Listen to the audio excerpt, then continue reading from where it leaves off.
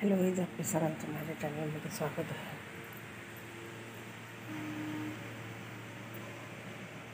तर इथे मी तुळशीजवळ दिवा वगैरे लावून घेतलेला आहे. सकाळचे 4:30 वाजून गेले होते आणि इथे सगळं झालेलं आहे. इथे आता धनत्रयोदशीसाठी मी खराटा आणि झाडणी किंवा तुम्ही फळी पण म्हणू शकता. आणि इथे दिवे वगैरे लावून झालेले आहे. सकाळचे 4:30 वाजेपासून मी उठलेली आहे आणि आता देवाला स्वच्छ करून घेते, देवाची पूजा करते. मग आपण हात लावत नाही देवाला. तर आता इथे देव पण उजळून घेते मी.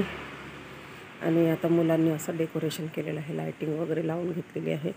तर सर्वांना धनत्रयोदशीच्या खूप खूप शुभेच्छा. आणि आजची पूजा पण खास आहे. कुठला दिवा लावायचा आपल्याला, आज कोणासाठी लावायचा आहे, कशासाठी लावायचा आहे, तर व्हिडिओमध्ये कंटिन्यू राहा पूर्ण. तर पूर्ण व्हिडिओ बघा आणि मला प्लीज सपोर्ट करा. तर आजची रांगोळी पण धनत्रयोदशी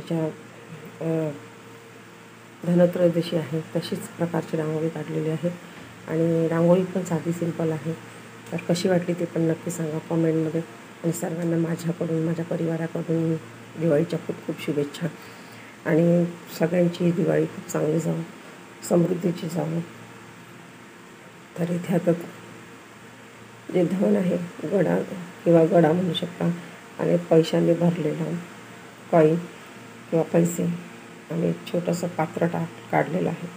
अशा प्रकारे रांगोळी पण झालेली आहे. इथे स्वस्तिक काढलेलं आहे. स्वस्तिकामध्ये धनाने भरलेले जे हंडे म्हणू शकता किंवा बळकू म्हणू शकता किंवा पात्र म्हणू शकता, तशी रांगोळी काढलेली आहे. इथे तुपाचा दिवा तयार करून ठेवलेला आहे.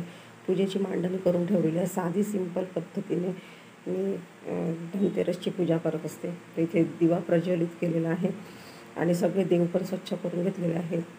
आणि इथे तांदूळाची रास ठेवलेली आहे.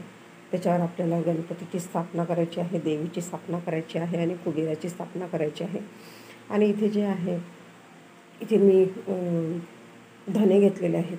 आपण सोनं चांदी तर घेतोच, पण धने जे आहे, आज धन्वंतरी देवीची पूजा करायची असते. धन्वंतरी धनतेरस म्हणून साजरी केल्या जाते किंवा पूजा केल्या जाते. तर इथे घरातलं धन जे आहे ते ठेवलेलं आहे किंवा जे दागिने आहेत त्यांची पूजा.